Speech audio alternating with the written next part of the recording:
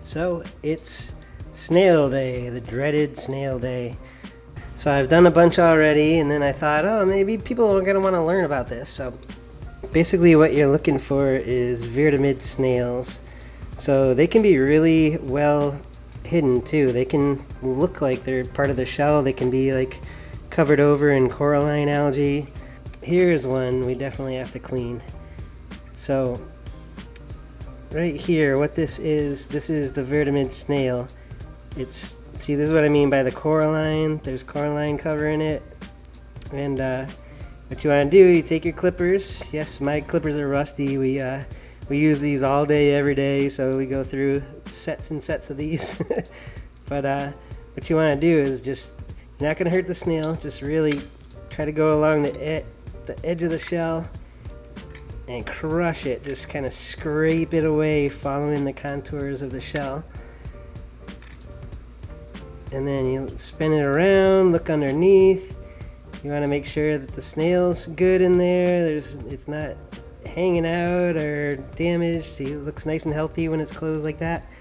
There's some other things you're gonna find too, like right here. This isn't a Vermetid snail. This is I call it like a lady slipper, because I'm from Massachusetts and we got these all up in Cape Cod everywhere. So it's kind of like a half-shelled little snail that, you know, attaches, and it usually rides out its life pretty in like the same spot. At least the ones in Massachusetts do.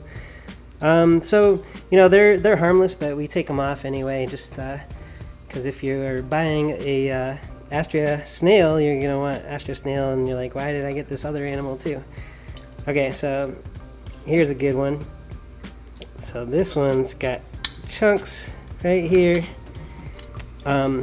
See, here's one. So this is all like, it's just not pointy like a regular shell would be. It's got bumps on it. So you just get, so after you do a few hundred of these, you're gonna go pretty quick. So okay, here's a different kind of Vermetid snail. It's like the white part, which starts as a corkscrew and then goes off. There's two going in different directions right here. So the black ones, and then these are the white ones.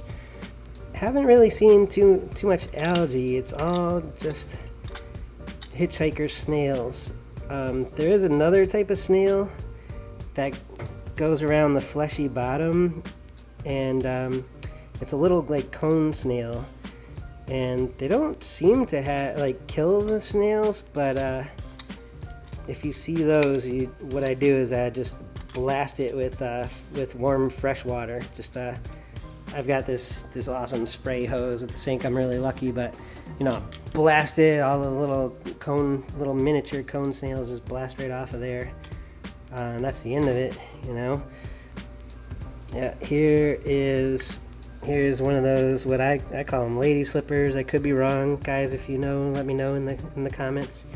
But right here, they come off real easy. And the black one. So we do this to all our snails when they come in, and again when we ship, just in case we look them over and make sure we didn't miss nothing.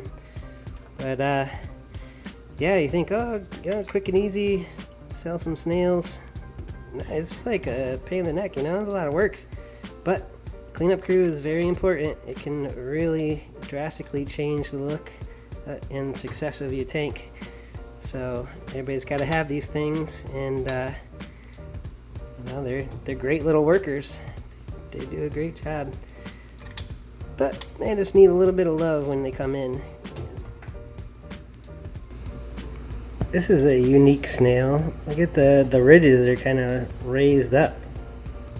So guys, I get the question, do I have to dip my snails?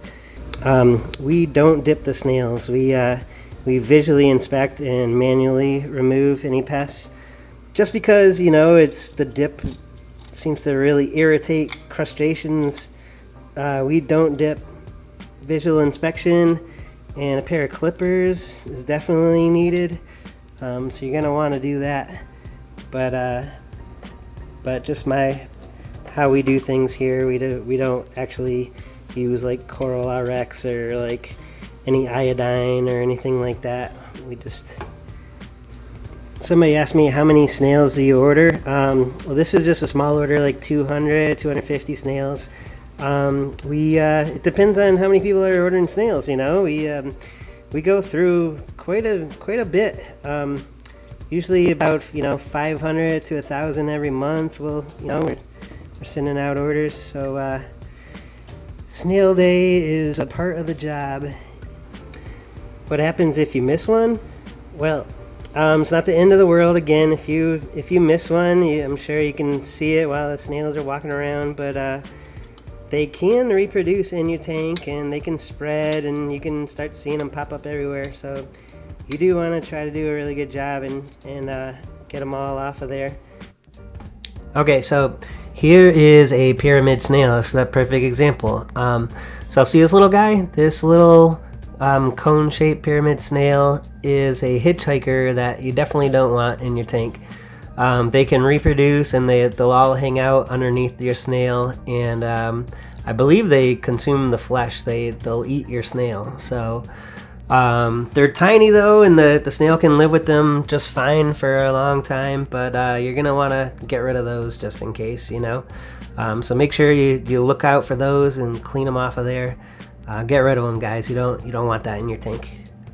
Okay guys, so there you go. There's all the pests that we have been encountering coming in on the snails. So we clean them. You guys got to clean them too, and we all got to put in our part to help keep our tanks clean. There's lots of different pests that can come in, and they're easy to get rid of though, so you're going to want to just put in the effort and clean them up before you add stuff to your tank. These snails are nice and healthy and clean now, and we can add them right in, and they're going to do a great job at cleaning up all the algae and the diatoms and everything out of our tank.